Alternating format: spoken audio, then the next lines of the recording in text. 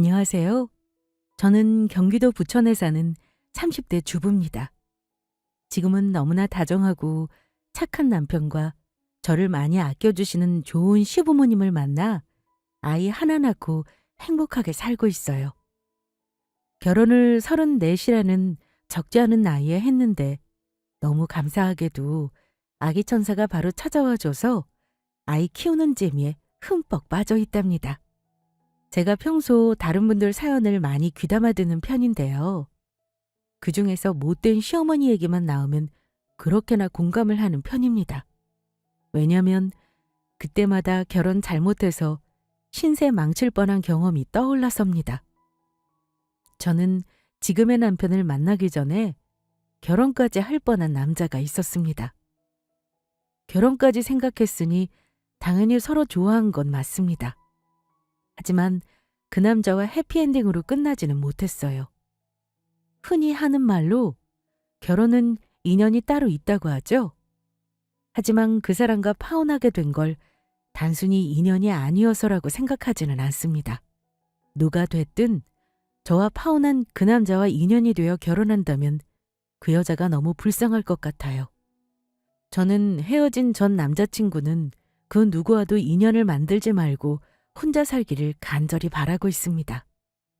제가 전 남자친구와 파혼한 건 그 집 엄마, 그러니까 예비 시모가 될 뻔한 아줌마 때문이었습니다. 내 곁에 남을 사람을 알아보는 방법은 내가 힘든 상황에 처했을 때 남아있는 사람을 보면 된다고 하죠. 내가 힘든 상황이 되니 결혼 앞두고 험한 말을 내뱉던 그 아줌마와 거기에 동조하던 전 남자친구를 보니 미련 없이 오만정이 떨어지더군요. 결혼 전 그 집안 사람들 실체를 안 것이 천만다행이라고 생각합니다. 하늘이 도운 파혼이라는 말 간혹 하는데 저의 경우가 바로 그 말이 딱 맞는 경우입니다. 왜냐면 제가 한참 결혼 준비를 하는 도중에 친정아빠가 돌아가셨어요. 둘째 딸이 행복한 결혼을 하길 바라셨던 우리 친정아빠였는데 갑작스레 돌아가시는 바람에 마지막 인사도 못했습니다. 대신 돌아가시면서 저에게 불행한 결혼하지 말라고 확실하게 도와주고 가셨어요. 저는 그래서 하늘이 도운 파혼이라고 생각합니다. 파혼했지만 지금 남편과 결혼해서 행복하게 사는 모습을 아빠가 분명 지켜보시며 좋아하실 거라고 믿고 있어요. 다른 집 아빠도 그렇겠지만 우리 아빠는 정말 다정한 분이셨고 큰 결정을 내릴 때는 늘 올바른 조언을 해주셨던 분입니다. 한 가지 기억나는 게 있다면 제가 결혼할 사윗감 소개해준다고 했을 때 저를 믿는다고 하시면서도 이런 당부를 해주셨어요. 사람이라는 게 그래. 서로 좋고 잘 나갈 때는 옆에 있는 일이 어렵지 않지. 근데 안 좋은 일 있거나 힘들 때 배우자에게 힘이 돼줘야 하는 거다. 우리 딸한테 만나는 사람이 그런 존재니? 아빠는 다른 거 안 바라고 늘 너 옆에서 힘이 돼주는 사람이면 좋게. 물론 너희들이 먹고 살기 충분할 만큼 돈도 잘 벌면 더할 나위 없긴 하겠지. 엄마랑 아빠도 사윗감 보면 마음에 드실 거야. 아빠는 술 잘 마시는 사위가 좋다며? 그 사람 술 진짜 좋아해. 아빠는 우리 집안에 아들 없어서 서운했을 텐데 아들 하나 얻는다고 생각하면 되겠다. 술 좋아하는 사람 치고 나쁜 사람 없다니까. 아빠는 딱 보면 안다.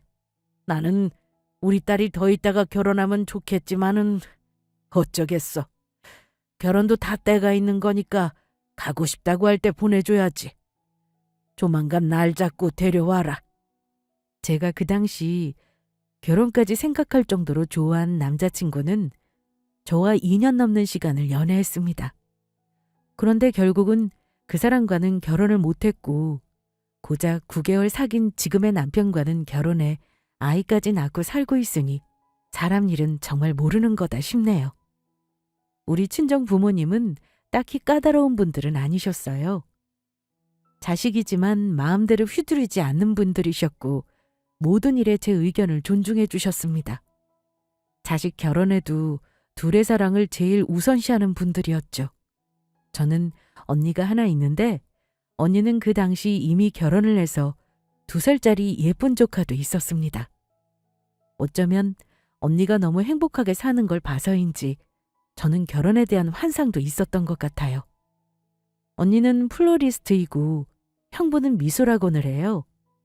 둘이 큰 돈은 벌진 않지만 정말 예쁘게 잘 삽니다. 언니랑 형부가 만난 건 봉사단체에서였대요. 둘이 불꽃처럼 반해서 만난 지 1년 만에 결혼했습니다. 언니가 연애한다는 건 알고 있었지만 갑자기 결혼한다니까 조금 놀라긴 했어요. 그런데 상견례 때 보니 언니 시부모님 되시는 분들이 2분 다 청각장애가 있으셨습니다. 저는 몰랐지만 우리 부모님은 이미 알고 계셨더라고요. 우리 부모님이지만 제가 정말 존경하는 이유가요. 부모님은 언니에게 수어 몇 가지를 배워와서 언니 시부모님들과 대화를 나누셨습니다. 그때 언니 예비 시부모님도 그렇고 형부도 그렇고 엄청 감동받는 얼굴이었습니다. 장인어른, 저희 부모님을 이렇게 편견 없이 대해주셔서 너무 감사하다고 전해달라십니다.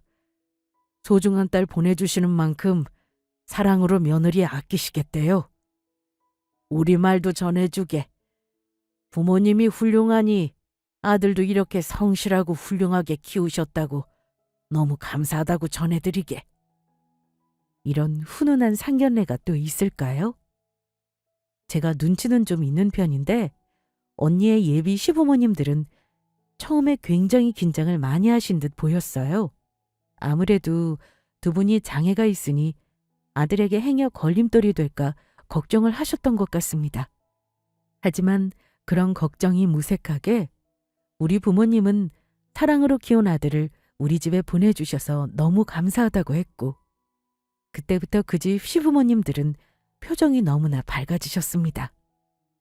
오고 가는 말이 많이 없는 조용한 상견례였지만 원래 모든 상견례가 이런 건가 싶을 정도로 분위기만큼 정말 좋았습니다.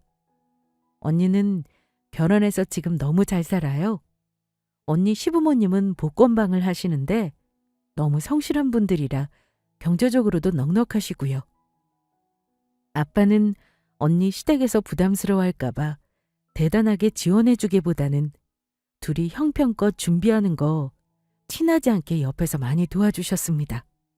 그러다가 결혼 딱 3년 만에 내 집 마련할 때 한 방에 제대로 도와주시더라고요. 저는 언니 결혼을 보면서 느낀 바가 많았습니다. 만약 내가 나중에 결혼을 하게 된다면 경제력보다는 저렇게 사랑이 넘치고 온화한 가정에 며느리로 가고 싶다고 막연하게 꿈꾸게 되었어요. 물론 결과적으로 보면 지금은 그 꿈을 이룬 셈입니다만 전 남자친구와 사귈 때는 그 사람과 언니 같은 가정을 꾸릴 줄만 알았습니다. 저는 남자친구를 만나면서 다른 건 다 솔직했는데 한 가지 솔직하지 못한 사실이 있었습니다. 바로 친정이 부자라는 사실이었는데요. 부모님은 우리 자매가 어릴 때부터 어디 가서 돈 자랑을 하지 말라고 늘 엄하게 말씀하셨어요. 못 사는 친구 앞에서 있는 척 잘난 척 하지 말고 늘 겸손하라고 하셨죠.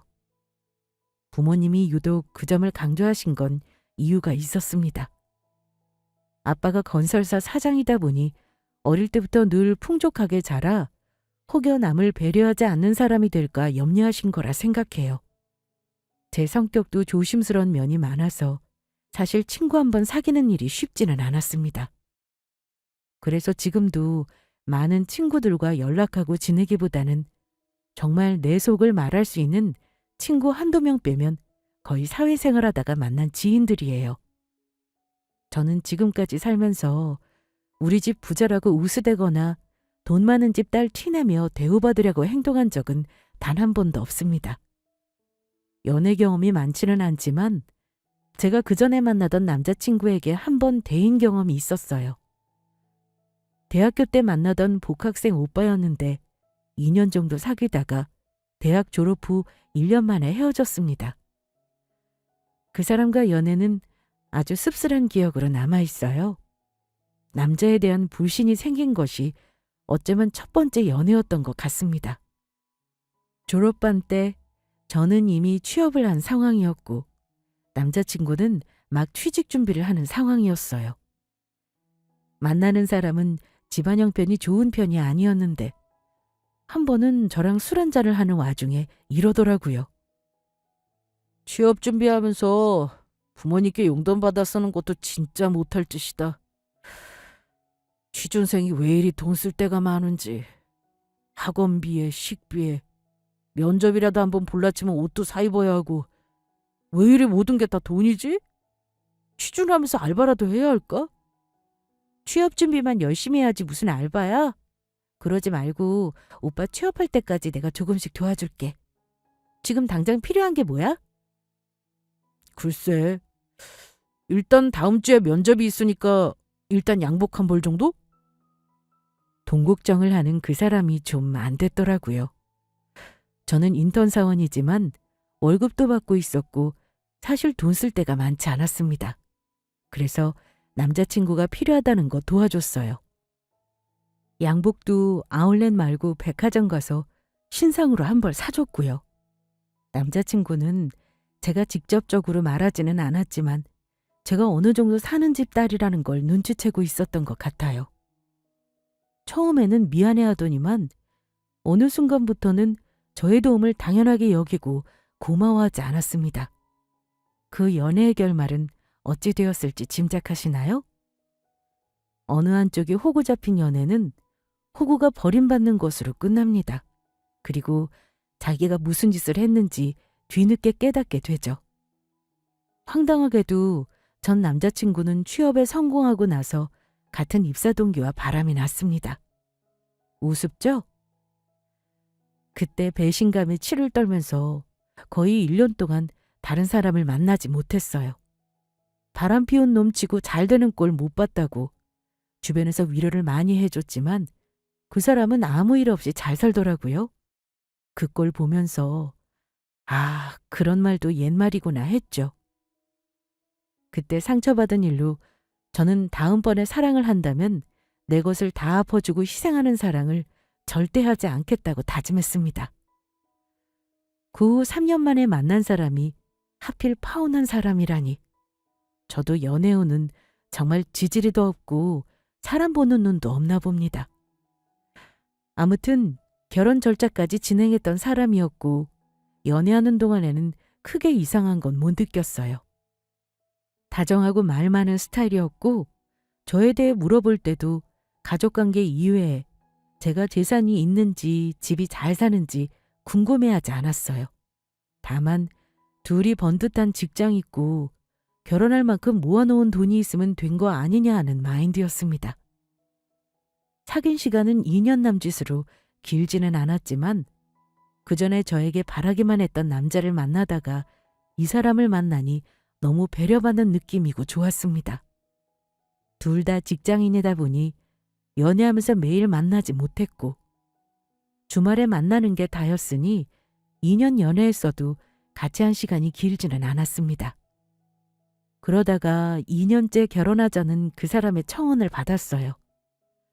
이때까지는 여느 연인들과 다를 바가 없었습니다. 하지만 결혼이라는 건 연애와는 또 다른 문제더라고요. 현실적인 문제를 생각해야 하니까 양가 인사드리기 전에 먼저 경제적인 부분을 서로 솔직하게 말하자고 제가 먼저 말했습니다. 연애하면서 결혼 얘기가 나오면 남자친구는 늘 하던 말이 자기는 부모님께 부담을 주고 싶지 않다고 했습니다. 지금껏 키워주신 것만 해도 고마우니 결혼만큼은 최대한 자기 힘으로 하고 싶다고 그동안 열심히 살았대요. 저도 그 말에 동의했고요. 금전적인 건 솔직해야 하니까 말 나온 김에 얘기할게. 내가 외동아들이긴 한데 우리 부모님이 노후자금으로 나 장가 보내게 하고 싶지는 않아. 그 자리에서 자기가 모은 돈을 통장까지 까서 보여주더라고요. 그 금액이 1억 정도였습니다. 저는 그 돈보다는 돈이 더 있었어요. 청약받아 놓은 아파트도 있었지만 그걸 전매할지 놔둘지 고민 중이라 말하지 않았습니다. 그러면서 남자친구가 넌지시 묻더라고요. 혹시 너는 집에서 도와주실 수 있는 여력이 될까? 우리 집은 없지만 혹시 너희 집은 우리보다는 여유 있을지 모르니 물어보는 거야. 아니, 나도 오빠가 보태는 정도는 여력이 될 것 같지만 우리 집에다가는 딱히 도움받을 생각은 없어. 나중에 살다가 정말 도움이 필요하면 그때는 또 모르지. 그래도 결혼할 때 도와주시면 더 좋기는 하지.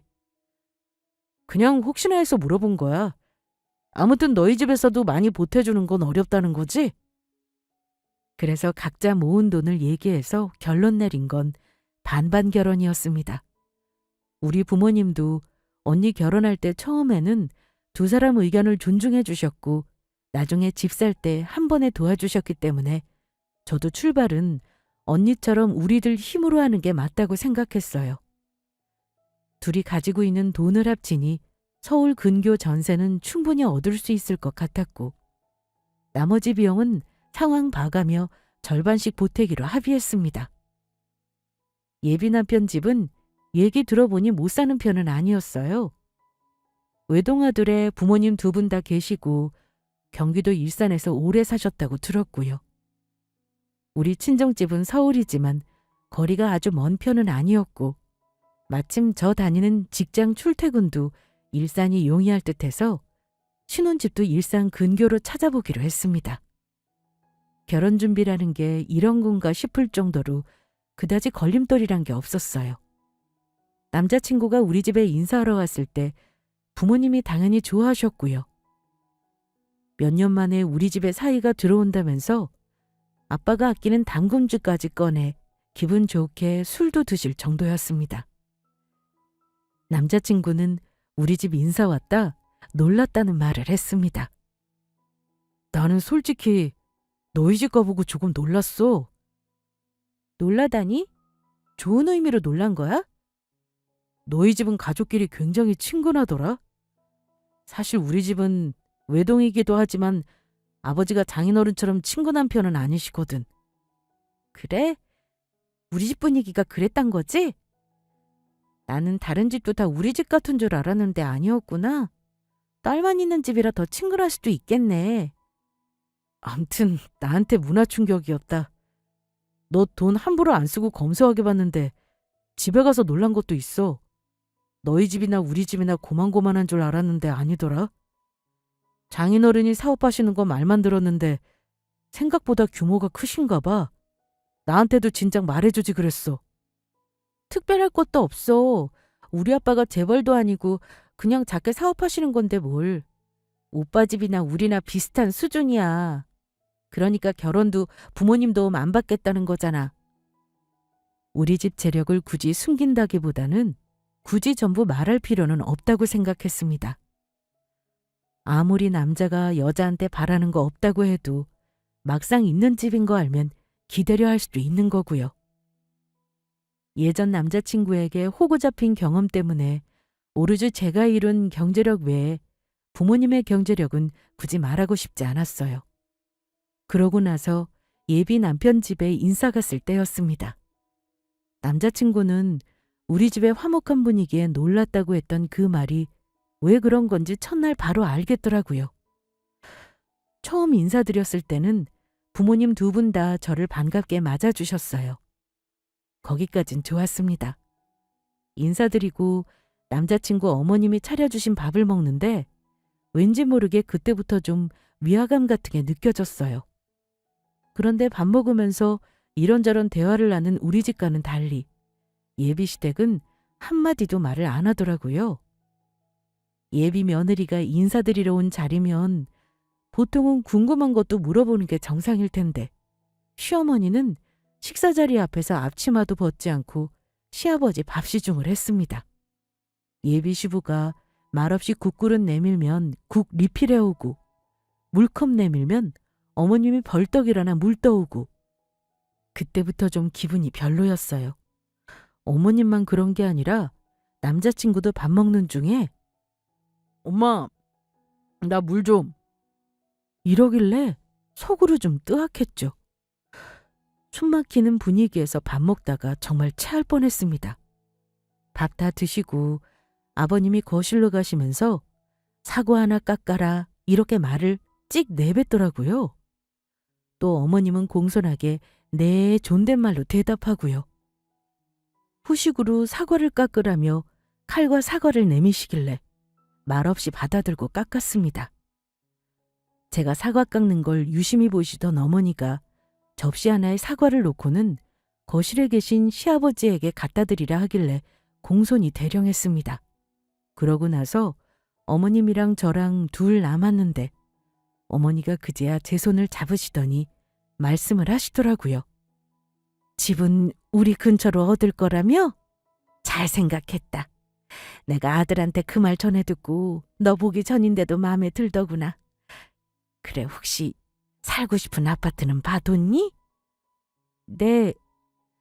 아직 본격적으로 알아보지는 못했어요. 양가 인사드리고 상견례하면 그때부터 준비하려고요. 전 그냥 적당히 받아쳤어요. 그런데 어머니가 남자친구에게 무슨 얘기를 들으셨는지 이런 말씀을 하시더라고요. 어차피 물어봐야 하는 거니까 내 단도직입적으로 물어마. 듣자니 네 친정아버지가 사업을 크게 하신다고 아들이 그러더구나. 그럼 집도 우리보다는 여유 있을 텐데 혹시 부모님이 집은 좀 해주실 수 있는 거니? 내가 확실하게 하고 넘어가고 싶어서 그래. 어머니, 저희 부모님이 여유 있는 건 사실이지만 제가 자식이라고 무작정 보태달라고는 못해요. 오빠도 부모님 노후자금 건드려가며 결혼할 생각 없다고 했고요. 어머님 눈에 부족한 게 많겠지만 우리 힘으로 해보겠습니다. 그러자 예비시모 표정이 좀 어두워지더라고요. 그래? 네 생각이 그렇다면 할 수 없지. 그래도 딸 시집 보내면서 설마 부모가 정말 빈손으로 보내려나? 뭐 그건 나중에 상견례하면서 어른들끼리 논의해보마. 뭐 거기까지도 좋았습니다.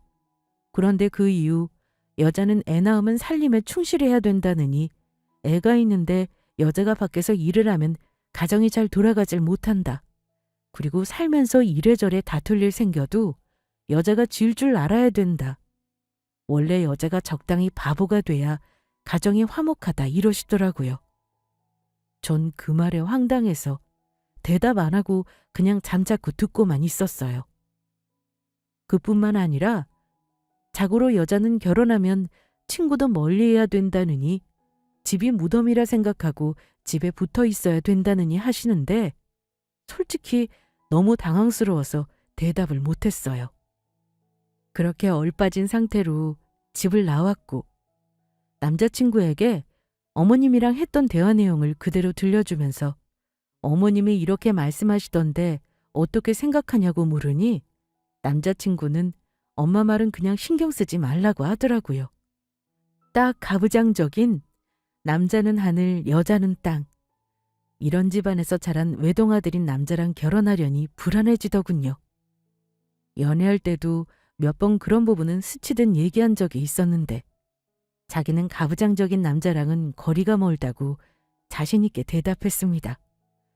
그리고 엄마 말이라고 다 듣는 마마보이도 아니라고 했습니다. 평소 행동도 이상한 점은 못 느꼈기에 걱정 않고 결혼 승낙한 거였어요. 하지만 예비시모를 만나고 난 후에야 이래서 남자친구가 우리 집에 와서 분위기 때문에 놀랐다고 한 거였구나 알았습니다.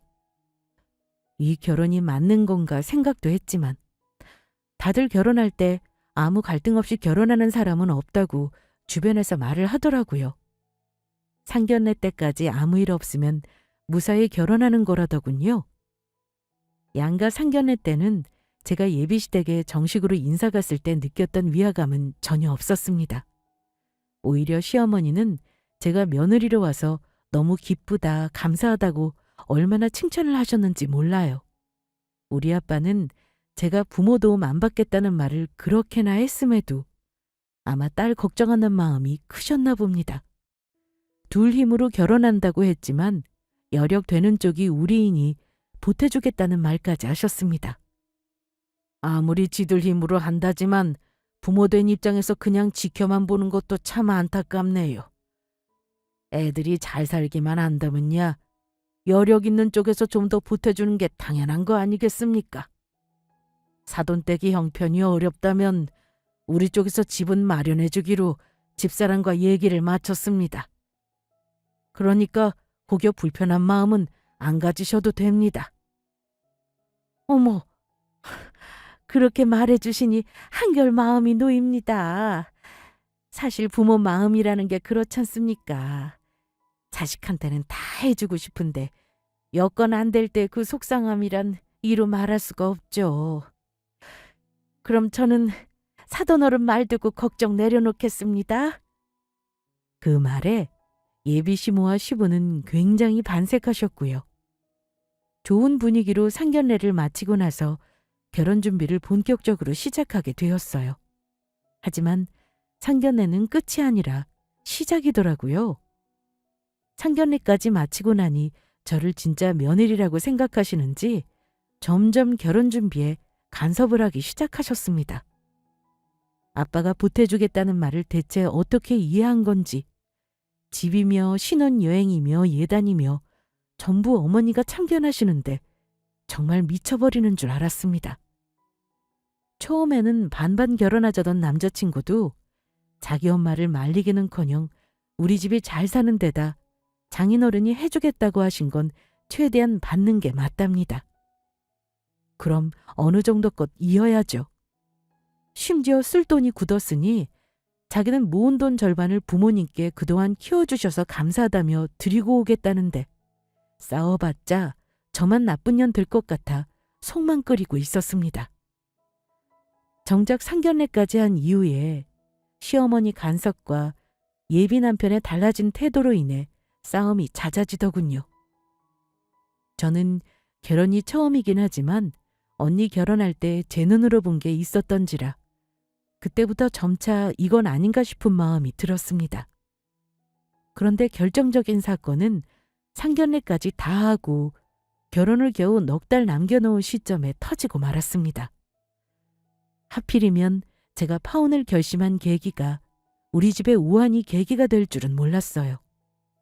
저의 파혼보다 더 슬픈 일이 그날 저와 우리 가족에게 일어났는데요. 아침까지 멀쩡하게 가족들과 인사하고 출근하신 아빠가 갑자기 쓰러졌다는 연락을 받은 건 그날 오후였습니다. 아빠는 2년 전에 한번 심근경색 조짐이 왔을 때 본인 스스로 응급실로 걸어가서 화를 면한 적이 한 번 있었어요. 천만다행히 혈관이 막히기 직전에 수술을 받으셨고 그 이후로는 정기검진만 하며 관리를 해오셨습니다. 하지만 그런 노력이 무색하게도 갑자기 찾아온 심장마비는 손쓸도리가 없었나 봅니다. 쓰러져도 사람 많은 곳에서 쓰러졌다면 목숨은 건졌을지도 몰라요. 하필 아빠가 사장실에 있을 때 쓰러졌는지 결제받으러 왔던 직원이 쓰러져 있는 아빠를 발견하고 신고했지만 이미 돌이킬 수 없는 상태였다고 들었습니다. 가족의 죽음을 겪어본 분이 계신다면 이런 갑작스런 죽음이 얼마나 큰 충격인지 잘 이해하실 겁니다. 평생 전업주부셨던 엄마는 아빠의 죽음으로 큰 충격을 받으셨어요. 언니와 저도 마찬가지였습니다. 딸들에게 너무나 다정하셨던 아빠였기에 저는 도저히 믿을 수가 없었습니다. 하지만 엄마가 거의 정신을 잃을 지경이라 언니랑 제가 장례 절차를 빨리 준비해야 했습니다. 그때 형부가 얼마나 큰 힘이 돼주었는지 몰라요.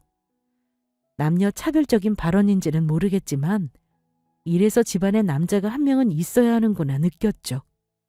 저는 가족상이 처음이니 뭘 어찌해야 할지 갈피를 못 잡겠더라고요. 언니가 아빠 핸드폰 연락처로 부고를 알리고 아빠 회사 직원들에게도 부고를 전했습니다. 아빠 회사에서 직원 몇 분이 나오셨는데 상조회에 접수도 해주시고 장례 준비를 도와주셨어요. 모든 일이 정신없이 돌아갔습니다. 슬퍼할 겨를도 없이 가족들은 돌아가신 아빠를 위한 절차를 해야만 했으니까요. 저는 예비 남편에게도 아빠의 사망 소식을 전했습니다. 예비 남편도 많이 놀라더라고요. 장인어른 평소에 건강하시던 분이 갑자기 왜 쓰러지신 거야? 정말 사람 일 모르는 거네. 암튼 나도 빨리 부모님께 말씀드리고 장례식장으로 갈게. 많이 놀랐겠다.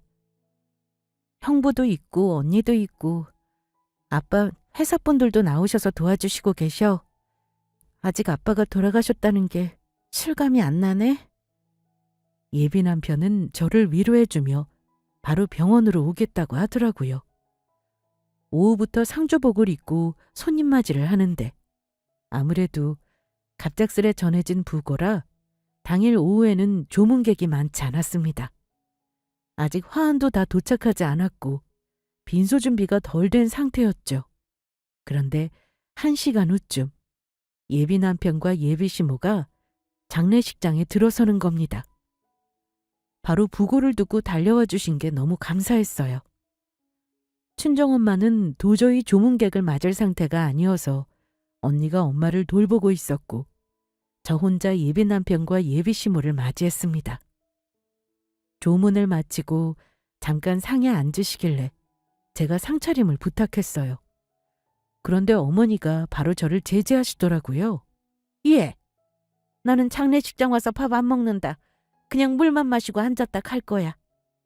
어쩐지 뭐에 잔뜩 화난 듯한 말투셨는데 어머니는 표정도 저를 위로하는 표정은 아니었습니다. 남자친구와 나란히 자리에 앉았는데 그나마 남자친구는 저에게 침통한 표정으로 위로를 건네긴 했어요.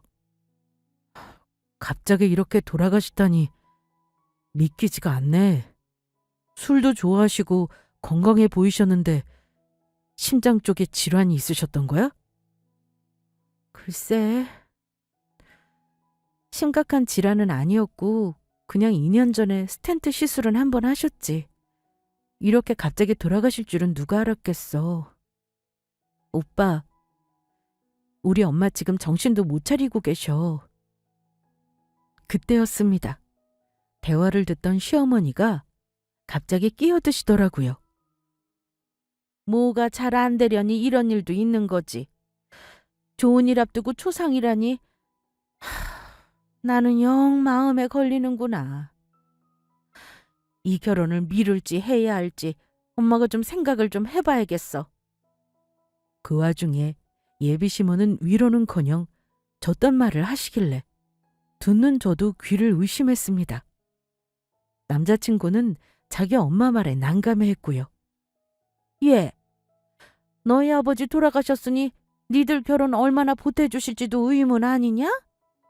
그리고 오늘 빈소를 보니 내가 영 이상한 생각이 들어. 갑자기 이상한 생각이 드신다는 말에 저는 무슨 말인지 몰라서 되물었습니다. 네?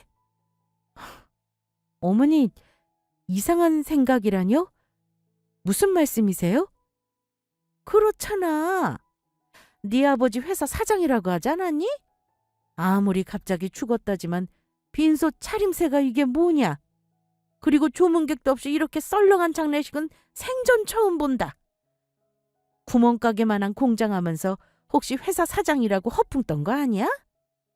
하긴 진짜 있는 집이라면 일산에 전세가 아니라 서울에 자가를 얻어줘야 맞지. 아무래도 나는 이 결혼 못 시킬 것 같구나. 니들 결혼 다시 생각해봐야겠다. 결혼은 일륜지 대사야. 결혼 앞두고 초상난 거 솔직히 이거 파혼감이다. 너희 집이 잘 사는지도 솔직히 못 믿겠고. 은행 다니는 우리 아들 대리사이로 데려가는 것 같아서 나는 이혼사 그냥 안 하고 싶어. 결혼 무르잡구나. 어머니가 다다다다 쏟아내는 말을 듣는데 어이가 없었습니다. 그런데 남자친구는 말리기는커녕 난감하다는 표정을 지으면서도 고개를 끄덕거리고 있더라고요. 어머니, 갑자기 이러시니 당황스럽네요. 저 지금 아빠 장례만으로도 너무 충격이라서요. 그 얘기는 장례 치르고 하시면 안 될까요? 갑자기 머리도 아프고 토할 것 같은 기분이었습니다. 아빠 일만으로도 견디기 힘든데 왜 시련이 한꺼번에 오나 싶었죠. 하지만 어머니는 거기서 멈추지 않았습니다. 예, 장례 치르고 할 말 없어. 오늘 결혼 얘기는 없었던 걸로 하자. 우리가 너희보다 없는 집인 줄 알았는데 오늘 보니 그렇지도 않아. 우리 아들 정도면 너보다는 훨씬 잘해오겠다는 며느리 드릴 수 있어. 그리고 2번 말하지만 결혼 앞두고 초상이 웬 말이니? 찝찝해서 싫다. 더 가관은 남자친구의 말이었습니다. 근데 우리 부모님은 옛날 분이시잖아. 찝찝해하는 것도 이해해주라. 엄마는 아들이 나 하나니 당연히 더 좋은 조건 며느리 바라실 수 있는 거야. 장례식장에서 이러는 건 미안하게 생각해. 근데 결혼 같은 큰일은 엄마 말 들어야 하는 것 같아. 지금 이게 무슨 짓이야? 우리 아빠 돌아가셔서 소식 전했더니 장례식장 와서 내가 이런 말을 들어야 하는 거야? 상견례까지 했는데 조문 가야 하지 않겠냐고 겨우 설득해서 오신 거야. 일단 우리 엄마 말도 일리가 있으니까 장례 끝나고 얘기하자. 어? 자기 엄마 말이 맞다며 개소리를 하는 남자친구를 보니 우리 아빠가 나한테 가시면서 예비시댁의 본색을 알려주시려고 하나 싶더라고요. 그래서 저도 남자친구에게 말했습니다. 장례 끝나고 볼 일 없어. 자기 어머니 말이 일리가 있다니 기가 막히네. 어머니 말대로 해. 우리 결혼 없었던 걸로 하자. 제 말을 들은 어머니는 벌떡 일어나서 장례식장을 나서며 시어머니는 한마디를 더 내뱉었습니다. 아휴, 화우한 꼬락서니 하고는. 네 아버지가 무슨 일 하셨는지 모르겠다만 이 정도 집안에 내 아들 못 보낸다. 아우, 있는 집인 줄 알았는데 속을 뻔했네. 결혼시켰으면 우리 아들 인생 정말 망칠 뻔했잖니. 이러면서 장례식장 밖으로 나가시는 겁니다. 우리 아빠가 들어온 화환으로 아빠 인생을 평가질하시는 거였죠. 자기 엄마 행동을 말리기는커녕 남자친구는 자기 엄마를 뒤쫓아가더군요. 저는 이미 어머니 입에서 결혼 못 시킨다는 말 나왔을 때 결혼 마음 접었습니다. 하지만 말대꾸 한마디 못한 게 억울할 만한 말은 해야겠다 싶었어요. 그래서 장례식장 밖으로 나가는 그 사람 엄마를 쫓아나왔는데요. 그때 장례식장 입구에 큰 고급 승용차가 서더라고요. 어쩔 수 없이 저나 시어머니는 잠시 멈춰 섰습니다. 그러자 차에서 내린 사람이 저를 보더니만 제 이름을 부르셨습니다. 아이고, 서영아, 아저씨 왔다. 어찌 마침 입구에서 딱 만나는구나. 어머니가 상심이 크시지? 갑자기 부고라니. 아저씨가 너무 놀라서 확인 전화까지 했잖아. 어머, 아저씨, 안녕하세요. 와주셔서 감사합니다. 엄마는 아직 경황이 없으세요. 아빠가 너무 갑자기 돌아가셔서 저도 아직 실감이 안 나요. 그래. 나는 지금 들어가 보마. 고급 승용차에서 내린 사람은 아빠의 대학 동기이자 절친한 친구인 아저씨였습니다. 저는 어릴 때부터 종종 보던 분이지만 그분을 보고 예비시모한 남자친구는 눈이 휘둥그레졌습니다. 모를 리가 없었죠. 왜냐하면 고급 승용차에서 내린 아저씨는 바로 언론에 자주 나오는 정치인이셨으니까요. 그런 유명 정치인과 제가 왜 그리 친근해 보이냐는 듯한 얼굴이더군요. 아니나 다를까 제가 아저씨와 인사를 나누는 걸 보고 난 후 아저씨가 장례식장으로 들어가시자 예비시모가 바로 묻더라고요. 예. 근데 왜 천양반이 너한테 아는 척을 한다니? 저 사람 뉴스에서 많이 본 사람인데? 우리 아빠랑 대학 동기신데요. 그건 왜 물으세요? 저희 파혼 얘기라 마무리 짓고 가시죠. 저 지금 상주인 거 아시잖아요. 아니, 그러니까 저 유명 정치인이 네 아빠랑 알고 지내는 사이다 이거야? 네. 보고도 모르시겠어요? 근데 대체 제가 저분과 알고 지내는 게 왜 궁금하시냐고요. 아까 결혼 얘기 없던 걸로 하자고 한 거나 마무리 지으시죠? 그럼 저 오늘 이후로 우리 결혼 무르는 걸로 알고 있을게요. 저는 어머니와 길게 대화를 나눌 여유가 없었습니다. 아빠 거래처와 지인들이 보낸 근조 화환도 속속들이 도착하고 있었고요. 그런데 화환에 적힌 기업가 이름, 대학교명, 단체명을 예비시모는 가지 않고 계속 곁눈질로 보더라고요. 그때 마침 퇴근 시간이 되었는지 조문객들이 하나둘 장례식장으로 들어오더라고요. 속속들이 들어오시던 조문객들 중 저를 알아보시고 인사하는 분들도 있었습니다. 다들 하나같이 기사 딸린 고급 승용차에서 바로 내려 들어오시기도 했고 저를 알아보시니 빨리 장례식장으로 들어가 봐야 할 듯 싶었습니다. 그럼 그동안 저희 결혼 준비하느라 들어간 돈은 정확히 정산해서 청구할게요. 돈 들어간 게 많이 없어서 그나마 다행이네요. 조금 전에는 어머니가 화환 꼬락서니 보라며 돌아섰지만 이제는 제가 돌아서며 말했습니다. 그때 어머니가 제 팔뚝을 확 잡으시는 겁니다. 예, 내 말 아직 안 끝났다. 저기, 아무튼 내가 아까는 조금 실수를 한 것 같구나. 너희 친정아빠가 영 초라하게 가시는 걸로 보여서 오해했지 뭐니. 이제 보니 네 아버지, 이제 보니까 아주 대단한 분이셨구나. 일단 결혼 무르자는 건 취소야. 나중에 장례 끝나고 다시 얘기하자. 아니요? 얘기할 거 없어요. 저는 아까부터 이미 결혼 마음 없어졌거든요. 저는 아줌마 아들 집안이며 돈이며 따지는 거 없이 좋아했고 결혼까지 하려고 한 건데 이제 보니 아줌마랑 아줌마 아들은 그게 아니었네요. 우리 아빠 장례식장에 와서 본심을 알았는데 제가 왜 이 결혼을 하죠? 짐작하시겠지만 우리 아빠 이름 말하면 다 아는 건설회사 사장님이셨어요. 인맥도 장난 아니고 우리 집 아줌마네랑은 비교도 안 되는 부자거든요. 내 돈이 아니라서 굳이 말 안 한 건데 지금 생각하니 잘했다 싶네요. 아줌마 아들이랑은 파혼입니다. 저는 단호하게 다시는 보지 않겠다고 말했고 파혼하자고 했습니다. 그때 옆에 있던 남자친구는 짜증을 내며 자기 엄마를 나무라더라고요. 아, 엄마, 그러게 왜 오늘 이렇게 터뜨리셔야 했어요? 내가 조금만 참으시라니까.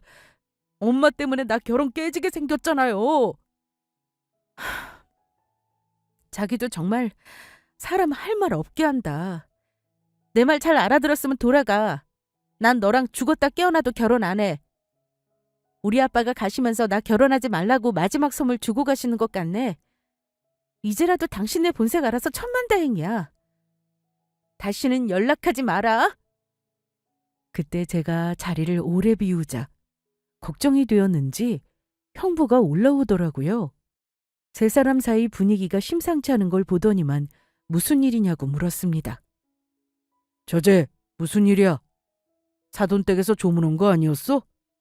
빨리 내려가서 조문객들 인사해야지. 형부, 저 조금 전에 파혼했거든요. 이 사람들 빨리 가라고 해주세요.